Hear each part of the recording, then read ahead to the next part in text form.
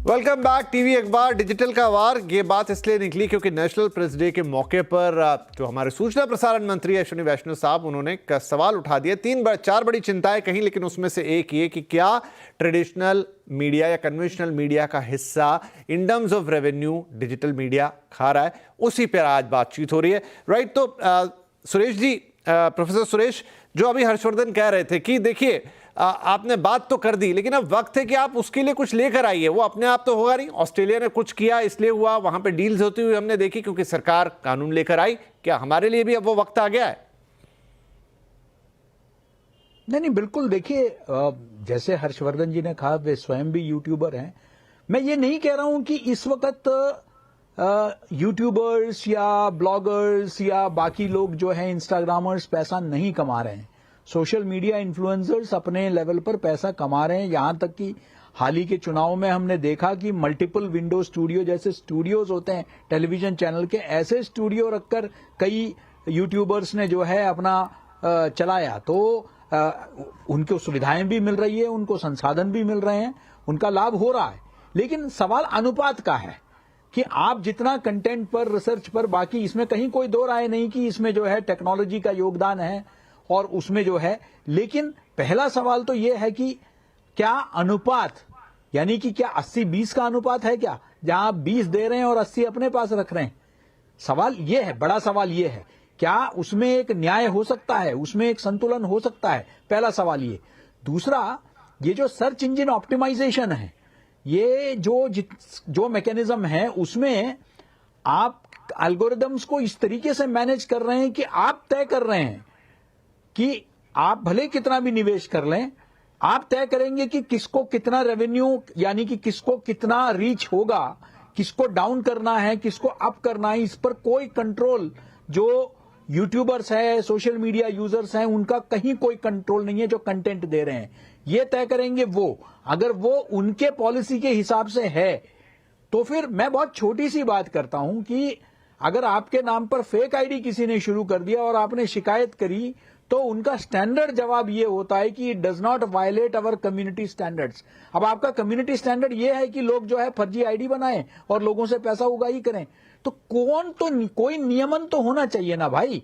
ऐसा तो हो नहीं सकता। अखबार के लिए प्रेस काउंसिल ऑफ इंडिया है, ब्रॉडकास्टिंग के लिए उनका अपना जो है व्यवस्थाएं हमने कर रखी है, कुछ स्वेच्छा से और कुछ सरकारी स्तर पर एनबीए है, नेशनल ब्रॉडकास्टिंग अथॉरिटी है, दुनिया भर की चीजें हैं। लेकिन कुछ तो होना चाहिए। जहां मैं नियंत्रण की बात नहीं कर रहा हूं, मैं समझ गया आपकी बात सर। कहीं तो इन सब विषयों को लेकर रेगुलेशन की आवश्यकता है। ठीक है हर्ष जी, रेगुलेशन भी चाहिए। एल्गोरिदम वाली तो बात बहुत सही है, एक सर्च इंजन ऑप्टिमाइजेशन के नाम पर, क्योंकि हमें नहीं पता। और इवन अगर आप इन्हीं मार्क जुकरबर्ग की बात करें या इन्हीं गूगल की बात करें, तो इनको तो अमेरिका ने संसद में खड़ा होकर ये कह दिया था कि आपके हाथ खून से रंगे। वो विषय दूसरा था, लेकिन ये पूरी ताकत किसी एक संस्था के पास है कि क्या फॉरवर्ड करूंगा, क्या आगे भेजूंगा। वो चाहे मीडिया, कन्वेंशनल मीडिया हो, चाहे डिजिटल मीडिया हो, जो लोग उस पर बना रहे हैं, कर रहे हैं, वो सब उसके आगे तो बेबस है। ये उससे भी बड़ा सवाल है।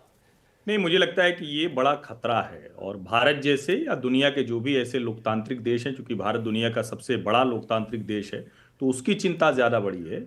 मेटा के ऊपर आरोप ही लगा था कि उन्होंने जो यूएस के इलेक्शंस थे उनको मैनिपुलेट किया था। जब जैक डोर्सी थे, उन्होंने डोनाल्ड ट्रंप को बाहर कर दिया। आप सोचिए, ये बात करते हैं कि ये creative freedom, freedom of expression, और आपने पूर्व राष्ट्रपति को ही सोशल मीडिया से आउट कर दिया। उनको अपना सोशल मीडिया चलाना पड़ा। वो एलन मस्क खरीदते हैं तो वो कह रहे हैं कि वो उनके साथ खड़े हो गए। भारत जैसे देश के लिए बड़ी चिंता क्यों? क्योंकि हमने इसका लोकतांत्रिकरण देखा। हमने देखा कि कोविड के समय में भारत के जो इंडिपेंडेंट लोग थे, इंडिविजुअल लोग थे, 6,800 करोड़ रुपया, ये एक साल की कमाई थी। जब कोविड में सामान्य रोजगार भी खत्म हो गया था, तो लोगों ने वो काम किया। अब ये जो ट्रेडिशनल मीडिया, उसको पैसे वाला मसला, वो थोड़ा दूसरा है। क्योंकि ये टीवी चैनल हो, अखबार हो, ये भी तो यूट्यूब पर जाकर अपना कंटेंट बना रहे हैं और उससे अपने जो मूल, जो कहें कि ट्रेडिशनल मीडिया का विज्ञापन है, उससे ज्यादा पैसे कमा रहे हैं। वो मसला छोटा है। मुझे लगता है अश्विनी वैष्णव जी को जिस तरफ ध्यान देना चाहिए, एक तो फेक न्यूज का मसला है, दूसरा जो लोगों का डुप्लिसिटी है, यानी किसी के कंटेंट को चुराकर सेम टू सेम डाल दिया और उसका कोई आज तक मॉड्यूल डेवलप नहीं किया है। तो बड़े लोगों की बात नहीं कर रहा हूं कि मीडिया हाउस है, सामान्य का भी कंटेंट चुराया, वही कंटेंट थोड़ा सा करके एक दूसरे ने डाल दिया। तीसरा जो ज्यादा खतरनाक है, आपने लोकसभा चुनाव के दौरान देखा कि कांग्रेस की टीम ने क्या किया, अमित शाह के वीडियो को उसको एडिट करके डाल दिया। अभी इस चुनाव में भी वो ओ चंपाई वाला वो अमित शाह का वीडियो डाल दिया, जबकि वो सही नहीं था। उस पर रोक कैसे लगेगी? ये सरकार इतना कुछ झेल रही है 10 साल में, उसके बावजूद इन कंपनियों को घुटनों पर नहीं ला पा रही। एक डेमोक्रेटिक सेटअप के लिए यह बड़ी चिंता की बात है। क्या जब वेरिफिकेशन हो गया, किसी भी, क्यों आप वेरीफाई नहीं करेंगे? चलो पैसा लेके ही वेरीफाई कर दिया क्योंकि आपने मोनेटाइज कर दिया। उसके बाद क्या ये जिम्मेदारी उस सोशल मीडिया प्लेटफॉर्म की नहीं बनती है कि अगर हर्षवर्धन त्रिपाठी के नाम से कोई खाता है तो मैं जो भी अच्छा बुरा लिखूं उसका जवाबदेह मुझे ठहराया जाए, और मेरे साथ साथ अगर उसको रोक नहीं रहा, मैं कोई गलत खबर फैला रहा हूं, अनइंटेंशनल हुआ तो मैंने उसको हटा दिया, लेकिन मैं जानबूझ के कर रहा हूं, तो सोशल मीडिया प्लेटफॉर्म और वो पर्सन, इन दोनों ठीक है जी, कार्रवाई का नियम होना चाहिए। राइट, ये बहस और ज़्यादा वक्त मांगती थी लेकिन इस कार्यक्रम में तो समय समाप्त हो गया, मुझे भी पता नहीं लगा।